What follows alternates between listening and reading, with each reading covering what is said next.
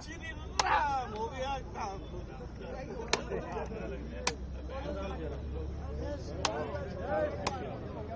मैं अपने सभी कार्यकर्ताओं को भी बताना चाहती हूँ, पूरी फिर मत कहना जी मुख्यमंत्री जी ने हमारी एफआईआर कटवा दी। हाँ ठीक है। मेरी अगर मेरे अपने हो तो कोई पोस्टर और वॉल राइटिंग करनी नहीं है दिल्ली में कहीं पे भी। मैं हर जगह ये बात कह रही हूँ, हमें दिल्ली को सुंदर बनाना है और सुंदर बनाना है। हमें अपनी शक्ल देखने का हमें ही शौक होता, किसी को नहीं होता, औरों को नहीं अच्छी लगती। तो इसलिए अपनी शक्ल की फोटो हम एक बार को होर्डिंग में लगा लो, कम से कम 2-4 दिन में उतर तो जाता है, परंतु दीवार पे चिपकाना सबसे बुरा है, नहीं करना। और दिल्ली को जहां जहां हो सके, अब अच्छा मौसम शुरू हो गया है, पेड़ पौधे लगाने हैं, हरा भरा करना है। 70 लाख पेड़ हमने दिल्ली में लगाने का टारगेट किया है।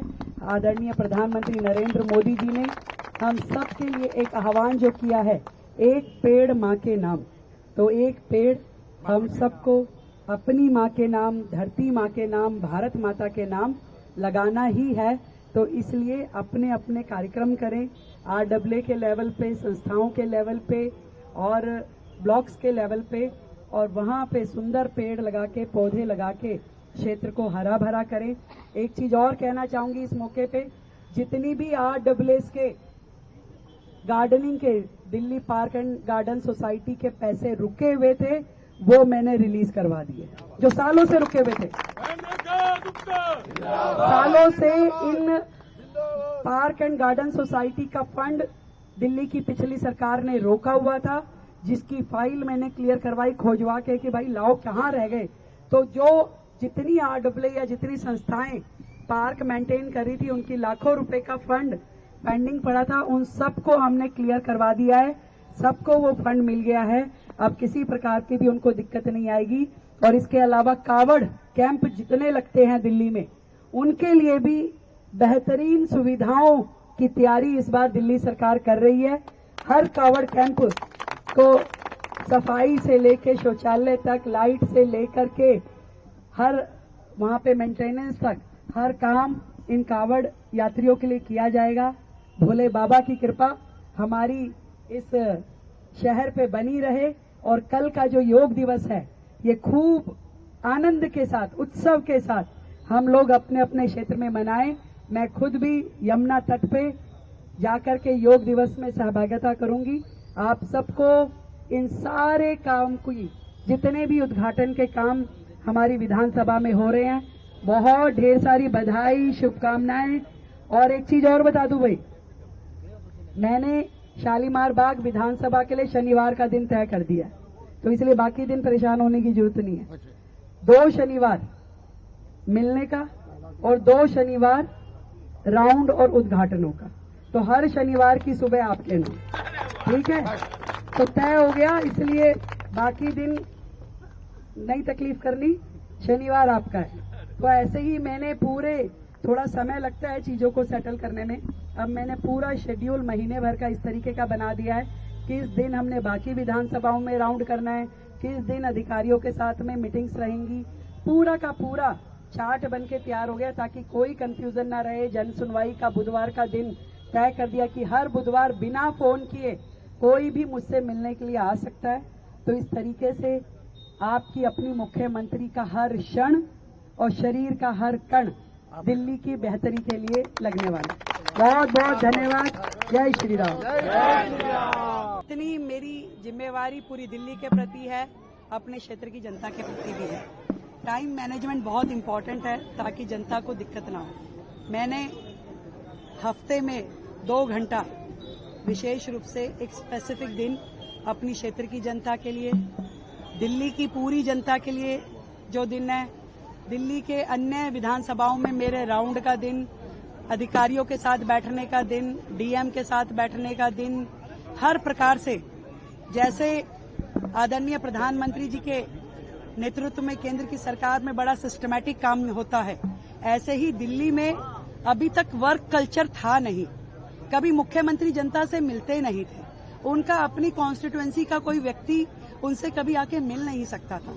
पर हम जनता के जनप्रतिनिधि हैं, जनता के सेवक हैं, इसलिए जनता के बीच में रह के सार्वजनिक कार्यक्रमों में जाना, लोगों से मिलना, लोगों को जन सुनवाई देना, एक गरीब व्यक्ति, एक जिसके पास कोई सोर्स नहीं है, वो व्यक्ति भी आपसे आके मिल सके, अपने मन की बात कह सके। आखिर तो मंत्री हो, मुख्यमंत्री हो, है जनता के सेवक। इसलिए जनता के समक्ष मेरे समय का एक एक क्षण ट्रांसपेरेंट होगा कि मैं किस समय कहाँ पे काम कर रही हूँ। मेरी दिनचर्या के मिनिमम 16 घंटे मैं जनता को देने वाली हूँ। तो मैंने तय किया है मेरे समय का हर क्षण और मेरे शरीर का हर कण मेरी इस दिल्ली की सेवा में लगे और मैं उसके लिए सदैव कार्यरत रहूं। दिल्ली के अधिकारी, दिल्ली का प्रशासन, दिल्ली के लोग, हमेशा मैं उनके लिए उपलब्ध रहूं और हर काम की चालना बनी रहे। मैम, ये भी आश्वासन जरूरी था कि झुग्गी तोड़ी नहीं जाएगी अगर मकान नहीं। देखिए, ये जो लोग एक दुष्प्रचार करना चाहते हैं, राजनीतिक रोटियां सेकना चाहते हैं, उनको शहर चलाना कभी उन्होंने सोचा ही नहीं। उनका ध्येय चुनाव लड़ना, चुनाव जीतना ध्येय था। एक देश की राजधानी, उसको कैसे चलाना है, हर वर्ग के लोग जहां हैं, सबकी सुविधाओं का ध्यान रखते हुए, टैक्स पेयर का पैसा आ रहा है, किस पूरे शहर की सुविधाओं में लगना है, प्रशासन चलना है। फिर कभी दिल्ली बाढ़ में ना झुलस जाए, फिर दिल्ली प्यासी ना मरे, फिर दिल्ली गंदगी में ना रहे, फिर पहाड़ खत्म करने हैं, नदी साफ करनी है। ये सारे काम कैसे होंगे? ये सारे काम तब होंगे जब आपकी जनता को ये पता होगा कि आपको किसी भी प्रकार का गलत कार्य नहीं करना है। और गलत कार्य, आप रेलवे की लाइन पे जाके मकान बसाएंगे, वो मुख्यमंत्री नहीं बचा सकती। भाई, हाथ जोड़ के मेरा दिल्ली की जनता से निवेदन है, आपको अपनी सिक्योरिटी, शहर की सिक्योरिटी और पूरे रेलवे की सिक्योरिटी का ध्यान रखना पड़ेगा। कल को किसी ट्रेन का एक्सीडेंट होता है, कोई गाय रेलवे लाइन पे कटती है, कोई व्यक्ति उसके नीचे आ जाता है, किसकी जिम्मेदारी होगी? एक तरफ हम मकान देने की बातें कर रहे हैं, हम मकान दें और उसके बाद भी लोग उसी झुग्गी को पकड़ के बैठे तो कैसे चलेगा? मकान अगर मिल गया जिस व्यक्ति को, उसे झुग्गी छोड़नी पड़ेगी। तो इसलिए मुझे लगता है कि दिल्ली को एक रिवाइवल की जरूरत है और इस दिशा में हम बॉम्बे का धारावी का जो प्रोजेक्ट है उसको भी स्टडी कर रहे हैं कि दिल्ली के सभी झुग्गी क्लस्टर, जो 675 झुग्गी क्लस्टर है, सभी हमारे जो लोहार, गडियार, बंजारा समाज के लोग हैं जो यहाँ वहाँ छोटी छोटी झुग्गी बना के रह रहे हैं, इन सबके रीडेवलपमेंट की प्लानिंग हमें करनी है और उसको बड़े प्लान तरीके से किया जाएगा। ये नहीं हो सकता कि सरकार मकान भी देती रहे और लोग जगह भी खाली ना करें। इसलिए झुग्गी वासियों को भी कमिटमेंट करनी पड़ेगी, सरकार को पूरे एफर्ट करने पड़ेंगे और उतना फंड जनरेशन भी आपकी सरकार के पास होना चाहिए कि आप सभी योजनाओं को दुरुस्त रूप में चला सके। तो मैं केवल आज इतना कह सकती हूँ, किसी भी झुग्गीवासी जो यहाँ का परमानेंट निवासी है, सालों से यहाँ रह रहा है, उसके साथ अन्याय हम नहीं होने देंगे। हमारे पास जितने नाम, जितने मकान रजिस्टर्ड हैं, हम उनकी एक विस्तृत योजना बना रहे हैं। जो पिछली सरकारों ने सालों साल 50,000 फ्लैट बनने हुए पड़े रहे, सालों से झुग्गीवासियों ने पैसे जमा करा रखे थे पिछली सरकारों के बाद, उसके बाद भी उन्होंने उन्हें मकान नहीं दिए। आज हम उन मकानों को दोबारा से खड़ा करने के लिए हजारों करोड़ रुपए खर्च करने की योजना बना रहे हैं कि उन फ्लैटों को ठीक करें, उनको दें, उनको सपुर्द करें उन झुग्गीवासियों को।